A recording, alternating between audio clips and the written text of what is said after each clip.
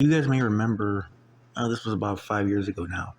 There was a group of teens that were arrested for carjacking an off duty cop at the North Pole in the Edgewater neighborhood. One of these guys was a member of Goonie Boss, which is, if you guys have been watching my channel, you know about them. I've done a bunch of videos on them and the trial that they're going through. They are a gang in Inglewood. Okay, it's like a faction of, I don't know if they claim anything specifically as far as like a overarching gang, but it's supposed to be GDs.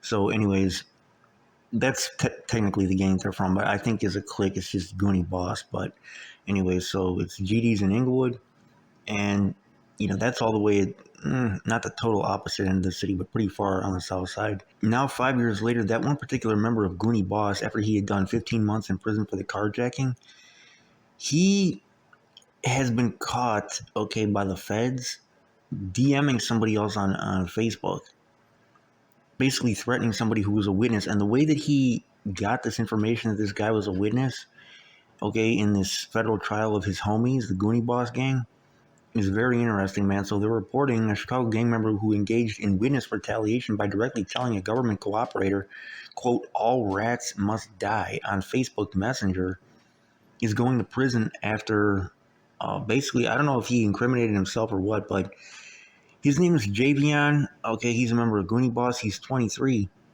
And he was sentenced on August 30th, months after he pled guilty to the charge of witness retaliation by posting a photo on Facebook that, quote, named the two cooperating individuals who had testified. And this was before a grand jury. Okay, so he tagged the Facebook accounts of the cooperators in his post. They said that he also threatened one of the cooperators in direct communication to him on Facebook Messenger, saying all rats must die. So I'm going to post a screenshot of the DMs right here, okay? Very interesting. And you guys can, pretty much gather from this what was going on. Well, the grand jury investigation related to U.S. versus Blackman. Blackman is the last name of O-Dog, okay? O-Dog is like, he's being pitched as like the leader of the gang by the feds. He really wasn't, but he was like one of their, main members. So they're saying that a racketeering case against the other gang members, was going on. And that case ended in July with multiple convictions and a jury finding that 3 of the members were, quote, liable for 6 murders while terrorizing the Inglewood neighborhood on Chicago's south side. So in their announcements on those convictions, prosecutors noted that Javion had previously pled guilty to, quote, being an accessory to the carjacking of an off-duty police officer on October 18th, 2018, for which he received 15 months in prison. But once he got out of prison, they said he was, quote, charged with and subsequently pled guilty to obstruction of justice by retaliating against a witness. So the FBI complaint from June 2021 said that Javion and a guy named TR, okay, his government name is Travante, talked in May of 2021 about, quote, exposing them N-words, okay, by posting legal documents, okay, and this is according to a law enforcement report, naming 2 cooperating witnesses online. So they had somehow come up on these legal documents, okay, because the other guys were on trial. And if the other guys wouldn't have been on trial, I don't know if they would have been able to get these. But anyways, they got access to these and they were going to post them online. And to be honest with you, man, this is something that the feds got to tighten up. You know what I'm saying? Because guys who are not involved in the case should not be able to get access to these things. Those things should be protected like nuclear secrets. You know what I'm saying? Like, guys should not be able to get access to this that easily, because you got to make witnesses safe. And if it's that easy for the other gang members to find out who's, testifying and stuff, that's bad, man. The feds got to tighten that up. But anyways, they said later in the conversation, individual TR told Javion, quote, we need to put the belt to the one guy, the name of the first cooperator, and the name of, also named another cooperator. According to the FBI complaint, he said, my review of the legal documents posted revealed that both cooperator A and cooperator C were listed in the paperwork as individuals that, according to the Post, testified in the federal grand jury as part of the joint investigation. Federal court records showed the U.S. District Judge accepted Javion's guilty plea on February 27th, finding that it was a knowing and voluntary plea supported by an independent basis, in fact containing each of the essential elements of the offense. In May, both the government and the defense submitted sentencing memoranda. The government called Javion's crime, quote, an effort to silence to cooperating witnesses. So you can see I'm posting the screenshot. The justice system does not function without witnesses. They said they are essential to the foundation of a fair trial. Without witnesses, the truth about an incident will never be found. Witnesses should be protected at all costs, and threatening them should be sanctioned swiftly and severely. The government's memo began. They sought a punishment between 100 and 125 months, roughly 8 to 10 years of prison time. Prosecutors said the FBI paid a visit to Javion's house after the government cooperators, who also were gang members, were threatened by him. And so, I mean, it was their own homies that were snitching on him. And Javion straight up told the FBI that he made the post because the individuals were telling. And he took the post down. The government memo indicated that he had taken the post down, but after the visit, he proceeded to have a Facebook messenger exchange with a cooperating witness, where he then told the cooperator, quote, "All rats must die." So prosecutors said that Javion knew this was a credible threat and not just idle chatter. So the defense, on the other hand, argued that he idly threatened violence against them because they all told. So this is one thing that's hard to determine. Like, was the dude serious in DMing him that? Is that an indication that he actually planned a slide on them? Or was it just like dissing witnesses? Basically saying all rats must die. Like, guys talk trash like that all the time. Like, you're a rat, you gotta die. That doesn't necessarily mean that they have a plan in the works to actually come get you. So this is kind of a difficult thing to prove.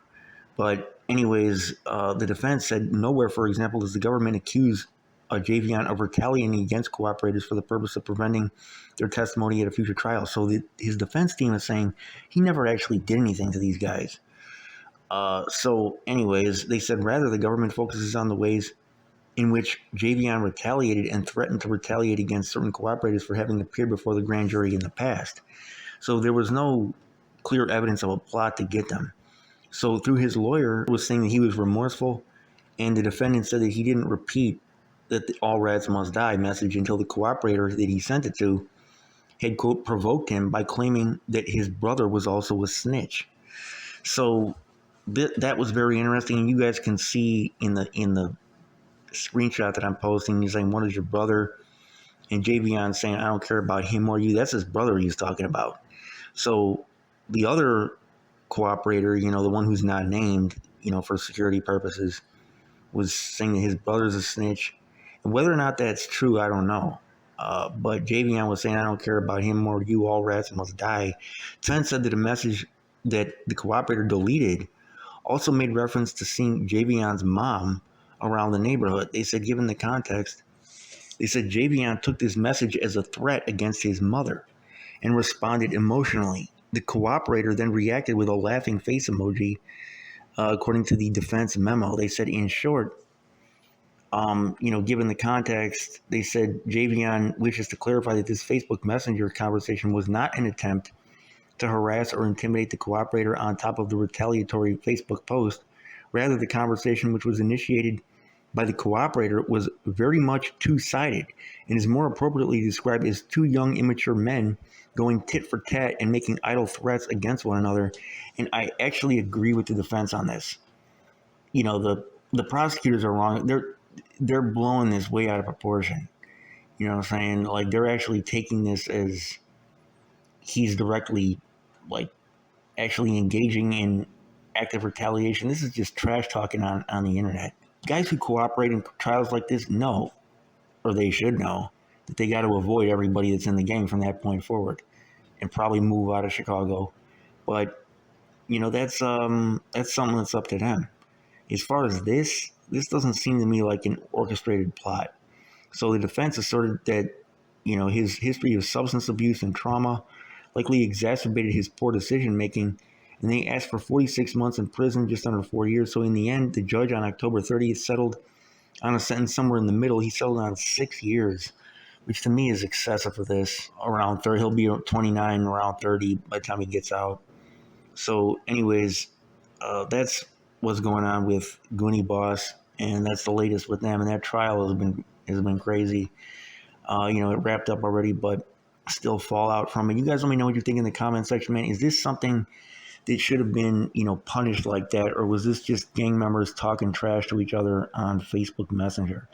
I tend to side a little bit with the latter, although here's the thing, like, okay, if you're going to punish this, you know, the guys who, really are going to slide on the cooperators, they might not necessarily be telling them about it beforehand. Like, they just might get up with them, say nothing. And then just when you see them, they might just do that.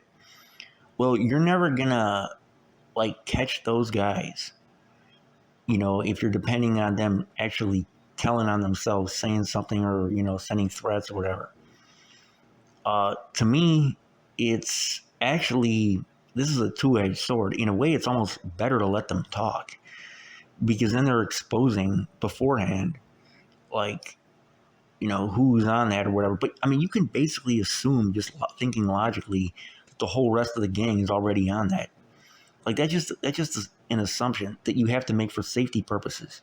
If you cooperate, in a federal trial, the law enforcement agencies, whether it's state level or federal level, plus the cooperator himself, has to assume, for safety purposes, being on the side of caution, that everybody in the gang now is out to kill him. They have to assume that. And not only everybody in the gang, but if he ever gets locked up again and anybody sees his paperwork, that he's got a major problem, especially in, like, federal prison. So, that's just something that just goes without saying. Like, what's understood doesn't need to be explained. For them to do all this seems kind of extra to me. But, everybody, again, social media, with this younger generation, man.